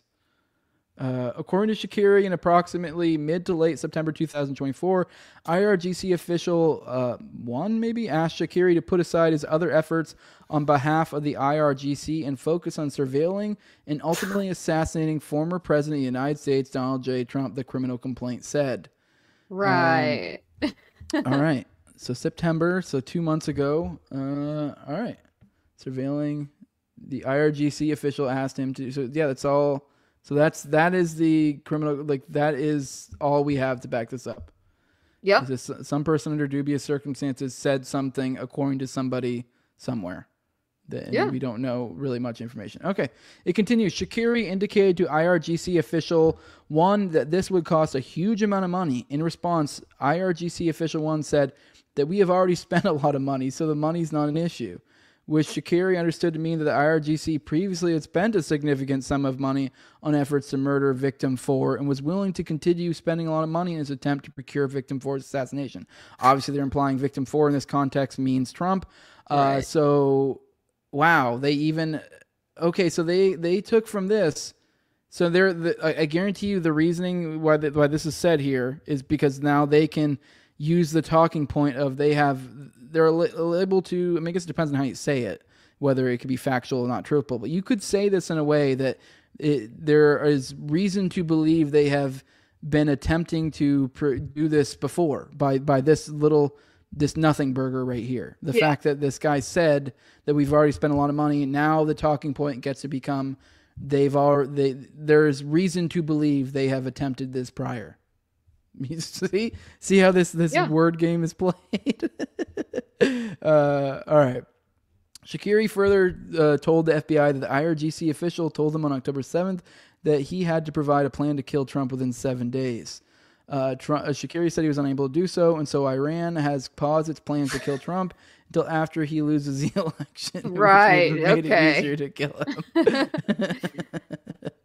Oh wow! So until he loses the election, ridiculous. Yeah. That this is supposed to be taken seriously. That we're supposed to be scared by this. You know. Yeah. During the interview, Shakari claimed to the FBI that he did not intend to propose a plan to murder victim 4 within the time frame. So he didn't even intend to do it, even by his own. Okay. Wow. He didn't even intend to do this thing that was proposed to him by this person that we don't know, that is being claimed to exist by people that we don't know. Right. The FBI admitted in the charging paper that Shakari is a liar, but said his claims about Trump appear to be truthful. No, he only lies sometimes. When he Yeah. says what we like, then he's telling the truth. Oh my God. Shakari, Rivera, and Lodholt have all been charged with murder for hire, which carries a maximum penalty of 10 years in prison, conspiracy to commit murder for hire, which carries a maximum penalty of 10 years in prison, and money laundering conspiracy, which carries a maximum penalty of 20 years in prison. The DOJ said that at Shakari's instruction, Lodholt and Rivera had spent months surveilling a U.S. citizen of Iranian origin residing in the U.S., likely, based on the description, Masih Alinejad, who has been an outspoken critic of Iran's government. Rivera and Lodholt were arrested in the New York area. The DOJ charges against Shakira, Rivera, and Lodholt mark the latest allegation of an Iranian conspiracy to assassinate Trump. On July 12th, the day before the attempted assassination of Trump in Butler, Pennsylvania, the FBI arrested a Pakistani man with Iranian ties named Asif Merchant, who was trying to hire hitmen to kill Trump. Okay, so this is where I get lost, because I don't follow all these different specific times there have been Iranian links. So they have already tried this before. The exact same thing they're doing right now. Back then with... yes, they were trying to make claims that, there were Iranian plans. The hitmen turned out to be undercover FBI agents. Yep. The hitmen turned out to be undercover FBI agents, and the whole case appears to be a highly controlled sting operation. While the DOJ claims Merchant has connections to the Iranian government, leaked FBI records show that he had to have his family wire him $5,000 from Pakistan to hire the hitman. And this isn't the last time either, because then there was also the John Bolton thing, but like a couple years prior. The Merchant case looks similar to the supposed 2022 Iran plot to kill former National Security Advisor John Bolton. In that case, the FBI claimed that a member of Iran's Revolutionary Guard Corps tried assassinating Bolton, but the Iranian was never confirmed to be an IRGC QF member, and the assassin he was trying to hire was an FBI informant. Of course. Yep, and that's the end of the article. And there's our beautiful boy Ken. That's wild. So and it came back. I completely forgot about Bolton too. Came all the way back around to Bolton. Because when we started this being like, oh my goodness. Yeah, Bolton was the heel. Yeah. Yep. Yep. The kayfabe came back around. That's so weird. Yeah. Let's check in the chat, see what these people have to say. This is Jose. The script made no sense, but was hilarious hearing you read it. Yeah, it makes no sense. I guess it makes sense when you realize the guy spent 14 years in jail. I guess somehow he ended up in Iran. I don't fucking know. The FBI have organized and set in motion more terror plots than any other terrorist organization, but they're the good guys, so don't worry about it. But don't worry, guys. We have Tulsi Gabbard running it now, I think, or something like that. Mostly just people arguing in the chat. Yeah, there was a crazy argument in the chat today. It got out of hand to the point they're spamming the chat. But I guess it's an algo boost, so I'm not even going to try to go through it. Good morning from Big Hands. All right. Well, you can stick around if you want, Christina. I'm about to go through. You're familiar with the Dutroux case, right? Yes. Okay. One of the things that I've had on the docket that I've wanted to do last time I did one of these morning streams, I threw in a breakdown of the X dossier. If you're familiar with that. I mean, for those who aren't, go check out my last morning stream. The morning dump is what I'm calling these. It should be in the title, something about the Dutroux X dossier or something. But the X dossier was essentially the dossier put together for research when Connerot, the first judge, was in place. The one who looked like he was actually trying to make things happen. He got taken out for a supposed conflict of interest, and the X dossier got shut down. Now, that information didn't just disappear. That ended up on WikiLeaks. It ended up getting released to journalists later, but there are multiple witness accounts in there. And I read them in last episode. Crazy stuff like literally hunting children and stuff like that, like kind of the stuff you see in crazy movies. And I said at some point I wanted to go through all these suspicious deaths. There were something like over 20, I think it was over 25, I want to say. Actually, exactly 25 suspicious deaths in relation to the Dutroux case. Essentially suicided type people, a la like Kenneth trying to do Yiki, like that type of thing. Gary Webb. There were about 25 of them associated with this case. So I was going to go through that because this is mostly just because I've had some people in the audience before say like, oh, we have these things like, say for example with like the Michigan, the Whitmer kidnapping thing. We're like, here's this thing that's grounded, a grounded event. You're like, I mean, obviously there's crazy elements, but you're like, this exists in what people would think is the real world. You're like, this is believable as a political conspiracy. Now we get to things like, here's this book, Eye of the Chicken Hawk. There's Programmed to Kill. You get into this realm of research, and you get into the realm of, oh, there are literal elites that are like, the whole scam here is just to get your kids to do weird, dark things. So I think sometimes I tend to bring the stuff up, and my audience will be, sometimes you see the people say, oh, you're putting crazy sauce on real stuff. And you're like, no, this crazy sauce is stuff that, like, there's stuff to back this up. I mean, don't get me wrong, there's probably some that's wrong. But, I mean, after going through the X dossier, which is at least 4 separate witnesses' accounts, many of which are corroborated by, events after the fact, like, there are accounts of things where, this murder, that murder, like, holy crap, it matches up with these events. And then on top of that, you have an insane amount of random people dying. It kind of leaves you in a, like, yeah, sure, you can take the establishment line and say, oh, this was all just some conspiracy by a handful of prosecutors and judges that for some reason just really hated the entire government apparatus there and decided to completely contrive all of this in order to take down some political people they hate, which was basically everyone important. I mean, you can believe that, but I just think after being presented with this information, you start to realize, oh, it's not so crazy. So that's what I'm going to go through today. I'm going to go through all the deaths. It's probably about a page, 2 pages worth of stuff. I'm pulling it straight from Eye of the Chicken Hawk. I highly recommend people read this. I just had on Lena Ajit on the show last night. That's behind the paywall for those interested. She is actually an assistant that's helping out, I think his name's John Ray, the guy in the Long Island serial killer case. So she was really interesting to talk to. So she's followed a lot of these weird things, weird little rabbit holes. But yeah, we're going to go into that. Radix, if you want to leave, that's cool. If you want to, or if you have thoughts on the Dutroux thing, I don't know to what extent you've really dug into it, or I guess kind of your thoughts on the juxtaposition here between the crazy sauce stuff and then the stuff that me and you tend to cover, like Oklahoma City bombing or the Whitmer kidnapping type stuff. I mean, I've looked into it, not recently, though. It was probably many years ago, so I'm not as fresh on the details. But from what I recall, I thought it was very disturbing and very credible. And it's not, I don't think that this is crazy sauce. I mean, it's not like people are talking about, some of the stuff that you see that is more like silly, okay? This is like very serious and very dark. And I also, as a Christian, I know and I believe that there's spiritual warfare. So I think that part of the Dutroux case is that. Like, I can believe there are people that would do these things because I know, I believe in the existence of evil. Yeah, and I'm coming from a different angle, and I don't know if we've really talked. I'm not even religious, but I do believe in evil, especially after seeing this stuff.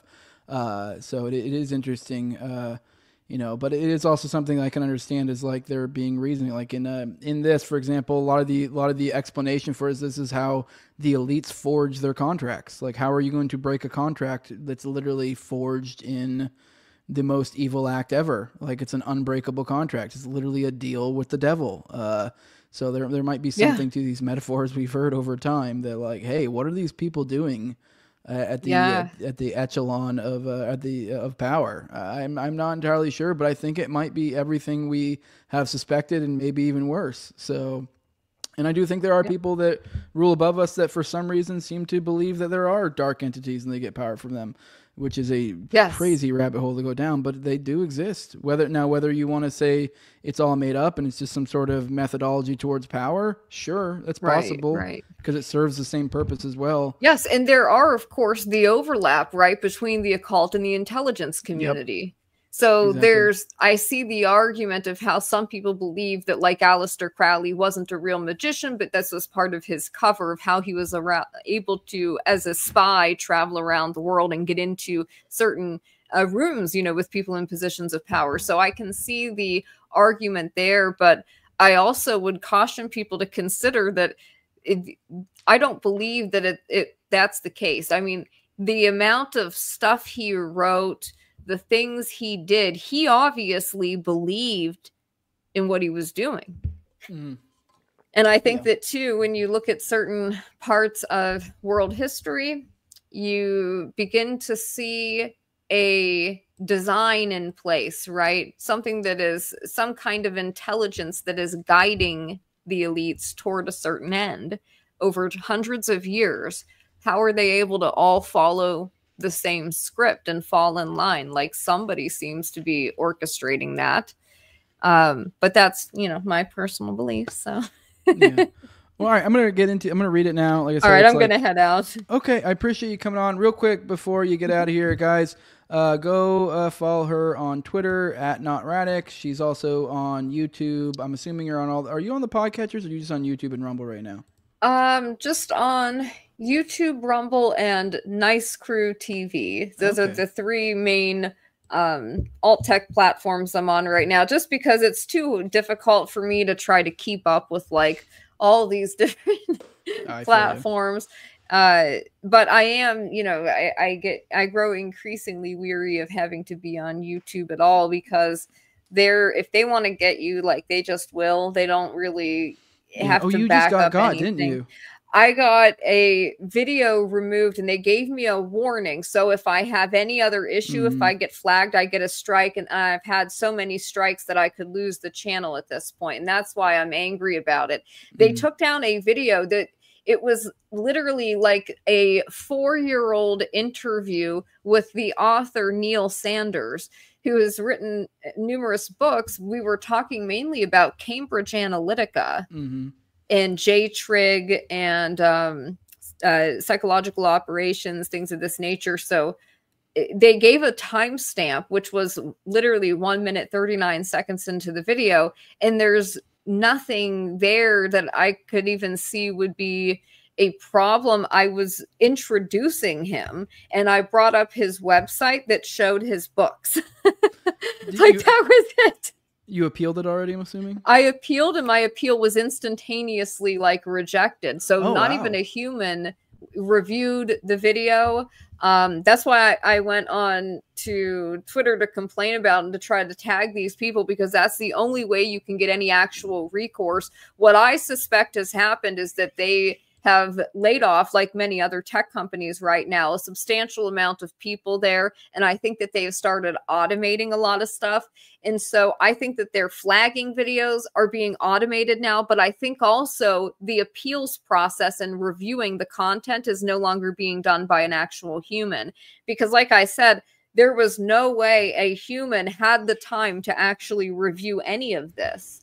Yeah. It was an instantaneous rejection of the appeal. So they're not really letting you appeal. They just pretend that they're giving you the ability to do that. The AI has made the decision. And this is, of great concern to me, because there are a number of these tech people who are, who have ingratiated themselves into the incoming Trump administration. Again, people like Peter Thiel, who was a early backer of J.D. Vance and is the co-founder of Palantir, along with Alex Karp, the Total Information Awareness Surveillance Program. So this is very concerning. And then, I also have my concerns about Elon Musk as well. Oh, for sure. We took one small step away from Ukraine and one large leap towards technocracy. Yeah.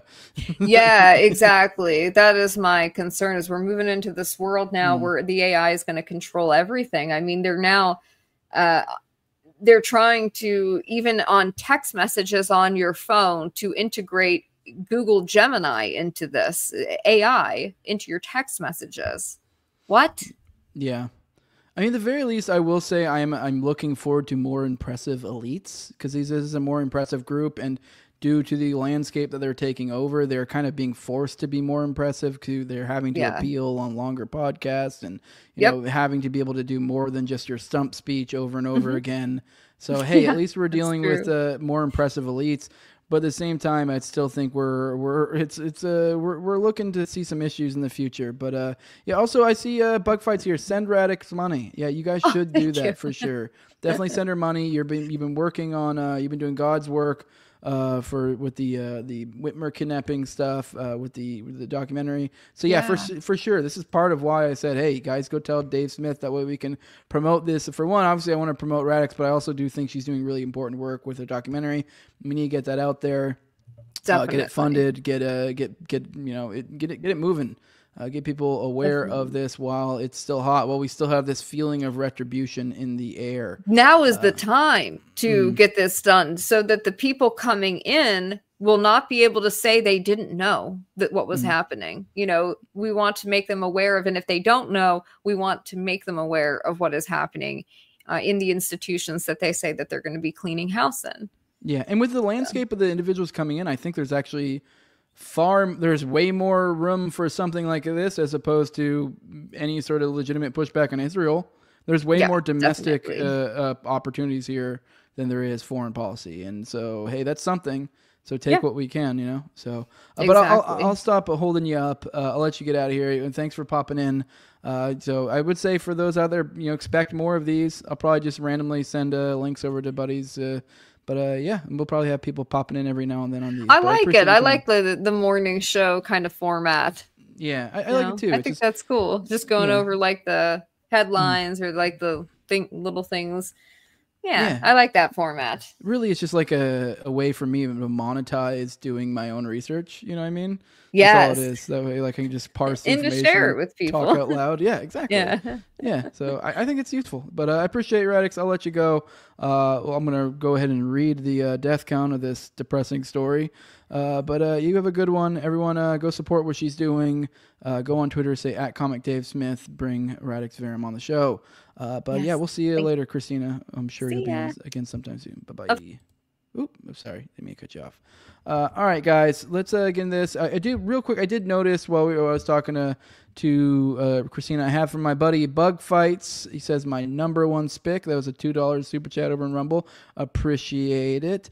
Let me see if there's any other in here. Scroll through Rumble real quick.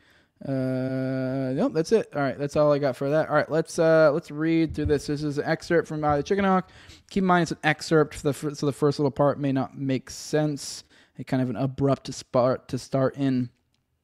Gina Pardains-Berner had also told friends and colleagues of another film, a snuff film, in which she claimed to identify an associate of the network linked to Mark Dutroux. And there's a context here yet to be touched on. When Gina plowed her car at full speed into the concrete pillar of a bridge, she became one of more than 20 accidental and sudden deaths linked to the investigation of the Mark Dutroux case. This is not hyperbole and entirely mainstream knowledge. In 1999, a New York Times headline read, "Prosecutor in pedophile case kills himself. Belgian official's death put top cases on hold." And in 2002, The Observer reported, since 1995, there have been 20 unexplained deaths of potential witnesses connected with Dutroux. It is within this context of the dead the case of Mark Dutroux is entered into. 1. July 4th, 1995. Alexandra Gosselin, Bernard Weinstein's neighbor, which Bernard Weinstein was essentially Dutroux's little helper in this endeavor, which for those who, just to kind of brush it back up on it, Dutroux had been essentially nabbing, 8 to 9, 19-ish year old women. He was abducting them, and it seemed like he was procuring them for some shadowy other group. Now, Dutroux, Weinstein was his helper, his lower. Now, it looked like that Dutroux was like a lot of times when people talk about the Dutroux case, the Beast of Belgium, it's always the focus is Dutroux. And Dutroux is the one who got the bulk of the focus and the legal issues. And when this was all said and done, I forget what he got, but he got quite a bit of time. But it was really Michel Nihoul who was like the Epstein of this, and it seemed like Dutroux was more his guy doing his dirty work, kidnapping kids, stuff like that. So that's the dynamic we're dealing with here. So, anyways, all that to explain that Bernard Weinstein, his neighbor, the helper of Dutroux, so these are the guys doing the dirty work, kidnapping kids. doing even darker stuff. But yeah, they're the ones that are kind of the workers of this trafficking network. All right, August 25th, 1995. Guy Goebbels, gendarme investigating the disappearance. Gendarme, which I don't know what that is. I've seen that term sometimes. I don't know if it's like a foreign investigator of some sort, detective or whatever. But anyways, it was someone that was investigating the disappearance of Julie and Melissa, who unalived themselves in their apartment with their service weapon. Then also the third one, November 1995, Bernard Weinstein, the guy I referenced earlier, Dutroux's accomplice, who was poisoned by Dutroux. Okay. I also heard, but by the way, my co-host on Already Dead has a whole episode on this if you really want to dig into it. I just wanted to focus on specifically the suspicious deaths. But yeah, on his Underclass podcast, go check that out. He's got a whole episode on it if you want to dig into it more. But yeah, and according to him in that, I remember he said Bernard was actually buried alive. So I'm assuming he was probably poisoned and then buried alive. But either way, buried alive by Bernard or by Dutroux. The reasoning supposedly was because he was upset. Dutroux was supposedly upset that Weinstein allowed 2 of his victims to starve to death while he was gone, because he was, locked up for something throughout this whole ordeal for a short period of time. And during that period of time, he had 2 young girls that he had abducted that were in a makeshift dungeon of sorts in his house, and they starved to death. So, all right, November 5th, 1995, Bruno... Oh, yeah, and my point being, that's supposedly the reasoning why he killed Bernard. That's a little bit dubious for other reasons I'm not going to go into right now. November 5th, 1995, Bruno Tagliaferro, poison scrap dealer who wanted to testify against Dutroux. April 2nd, 1995, John Paul Tamanow disappears. He had rented a garage near a hangar rented by Dutroux. 1 year after the disappearance, a foot of Tamanow is found. July 6th, this is the 6th one, Francois Raiskins, run over by a train shortly before a hearing. 7, February 21st, 1996, Simon Poncelet, a policeman investigating the Dutroux carjacking milieu, and the son of a judge, was shot dead in his office during the night shift. 8, August 22nd, 1996, Michael Benon, acquaintance of Marc Dutroux, suicide. December 5th, 1996, Michel Poirot, nightclub owner who was acquainted with Michel Nihoul, shot dead before a meeting with the parents of Julie and Melissa, which obviously were victims. February 2nd, 1995, Christophe Van Hex, journalist investigating Dutroux case, dies in car crash. February 25th, 1997, this is the 11th one, Jean-Marc Houdemont dies in car crash, a CP person tied to the Cries investigation. March 5th, this is the 12th one, 1997, Joseph Toussaint, confessor of Michel Martin, died of a heart attack. 13, March 7th, 1997, Christian Conrads, inmate who was supposed to testify about his relationship with Weinstein, but fled the day before testifying, is found dead a month earlier.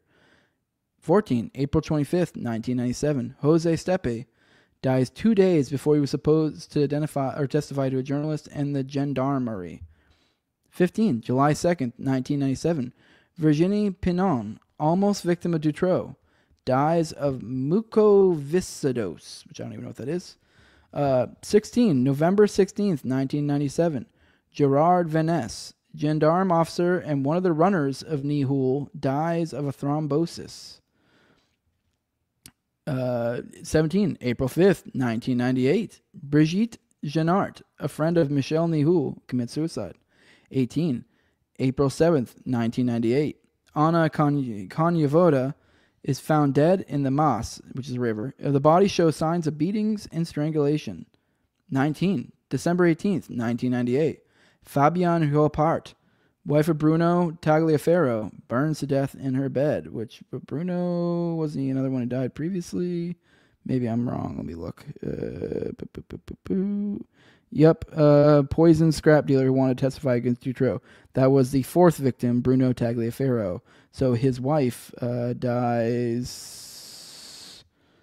Ooh, 3 years later. 3 years later. Yep. 3 years after her husband, she dies. Burns to death. So her husband, 3 years prior, is poisoned, and this was before he was supposed to testify against Dutroux. And then 3 years and a month later, Fabienne, who was his wife, burns to death in her bed. Not at all suspicious. All right, 20, July 13th, 1999. Hubert Massa, a public prosecutor, commits suicide. 21, August 15th, 1999. Gregory Antipine, a police officer, commits suicide by hanging. 22, November 4th, 1999. Sandra Clays, Michelle Lever's ex-girlfriend, commits suicide. 23rd, March 1st, 2001. Jan Jacques Ferrand, it was a PDF guy, a PDF hunter, who dies of a heart attack. All right, real quick, I got Taffy Rumble says, "Hi, Jose. Gendarmerie or gendarme are military police, kind of a mix of federal police and the National Guard." Okay, cool. Appreciate it. That's helpful. I assumed that's what it was, just based on context. No, not necessarily military police, but some sort of investigator or, individual you go to for a crime of some sort. So, yeah, makes sense. All right.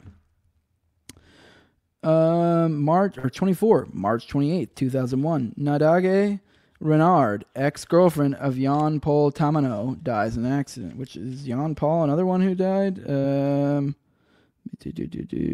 Yep, that's the one who disappeared, and then a foot showed up a year later. So that was the girlfriend, died as well. Wild. 6 years after he does. So I don't know if maybe she was still digging into it. All right, and then 25, May 17th, 2001. Pierre-Paul Pepe de Reich, acquaintance of Michel Nihul, commits suicide. All right, and that's 25. Now, most of these deaths were compiled from a list on the website of the Institute for the Study of Globalization and Covert Politics, which has published a collection of well-researched articles on the Marc Dutroux investigation and others interlinked with it. While I have only independently verified some of these deaths listed, the details of many were also covered in a German documentary called Die Spur der Kindenschänder Dutroux und die Toten by Pete Eichmann, broadcasted by the German television network ZDF in 2001. This documentary also explores the circumstances surrounding Gina Bernard's death. Oh yeah, that Gina Bernard one, I guess, would technically be 26. That was the first one that we started with. She's the one who went into, into a concrete pillar at full speed. Well, I guess this one a little bit longer than normal, but I figured I was going to go. I want to go a little bit longer anyways, just because of the fact that I haven't been able to the past couple days. I do want to remind you guys, I wish I had been able to do the past couple ones because I want to really prime you guys. This is really the only time I've really had a chance to promote it, but I have on Monday. The next time you guys will be seeing me will be with Sam Tripoli. So, go out, share, let everyone know, spread the word. Sam Tripoli is coming on Already Dead on Monday, which obviously is my channel and Austin's channel. It goes on both of all our platforms. So it'll be on my YouTube, it'll be on Austin's YouTube, and then after the fact, it also streams from my Rumble as well. And then after the fact, it'll go out to both of our podcatchers and stuff. So if you want to talk to Sam, Already Dead is me and Austin's call-in show, so it's a live show as well. So if you do want to talk to Sam, if you want to call in, and that would be the time to do it. Also, an even better one that you guys really underutilize is if you are a patron of either me or Austin at the lowest level. I don't know what his lowest is, but I'm assuming it's probably a $2 tier, just like mine is. Mine's a $2 tier. If you support either of us, we send out the StreamYard link the day of our Already Dead episode. So that way you always have an option to come on as like I am right now, like a talking head, just right here. You can be the talking head next to me, and you can be talking to me, Austin, and Sam Tripoli as if you were the podcast guest. So that is a $2 tier or $2 perk that you guys can use, that you can be on a podcast with Sam Tripoli. So, obviously I'm not going to let you dominate it if you try to be there the entire time. This is the second portion. Generally, the format for these Already Deads is we do 45 minutes to an hour. This is kind of general conversation about whatever things we want to talk about for the week. And then the next 45 minutes to an hour is still conversation, but we start interacting with the live chat. We take calls. If the handful of times we have a StreamYard person come in, we will talk to them. But here's your opportunity. Patreon.com/NoeJose2020. That's the spot where you can do that at. if you want to support me, that way you can support the show for one, and then also you can get the perk of being able to talk to old Sammy Poo. But yeah, so that's going to be Monday at 10 Eastern. I know normally these Already Deads they're almost always Tuesdays at 9:30 Eastern. But you get a big guest. You're going to move things around, and so we did. We moved it around. So it'll be Monday at 10 Eastern. So, so you guys should join us from that. It's definitely going to be a fun one. I kind of want to talk to about Dutroux with him this time. So I think I've been kind of priming myself up for a Dutroux discussion with Sam. So that should be fun. But you guys should join along with us for that. But if you want to be a talking head alongside us, patreon.com, there's No Way Jose 2020. The lowest level is $2. That $2 gives you where you can be a talking head alongside us. It also allows you to get the early access to the episodes. As I mentioned earlier, this episode I had Lena Ajit on yesterday. We went, if you liked, especially the last end of the Dutroux conversation, the end of this episode, or just like that kind of spooky stuff, this will be right up your alley.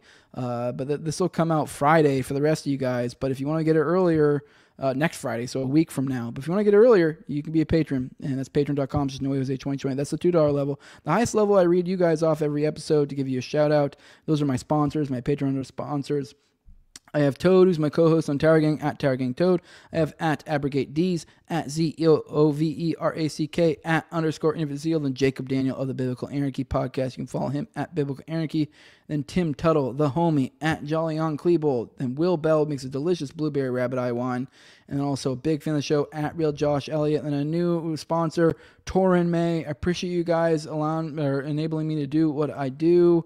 Would appreciate any further support. But if you're not able to do that, just make sure to like, share, subscribe, comment, all good stuff. Boost this stuff up in the algos. You can follow me on Twitter as well. Share my stuff there. Just help us get the word out. But yeah, definitely, I'm going to try to keep doing these Wednesday, Thursday, Friday, doing these around 10 Eastern in the morning, doing these morning streams so long as my internet allows me. So pop in next week. These Mondays and Tuesdays I might get in as well, depending on what's going on with my work, because I went to part-time for those who've been following along. So it really just depends on what I'm able to do. If I don't have work, I'll pretty much be doing it almost every day. But at the very least, I'm shooting. It should be the way it should be every week is essentially at least 3 of the morning streams. And then you'll get one No Way Jose episode every week, then get one Already Dead as well, and then 3 of these morning streams. So that's currently what we're dealing with. But let me real quick scroll through. Oh, nothing in Rumble. All right, guys, we're going to get out of here. Make sure, like I said, like, share, subscribe, comment, all the good stuff. Go follow Radix as well. I'm looking forward to seeing you guys on Monday with Sam Tripoli. Got Carl saying, hell yeah, man, that damn straight. Hell yeah. We're getting motherfucking Sam Tripoli up in this bitch. Me and Austin. So this will be good. But yeah, let's get out of here. Bye-bye.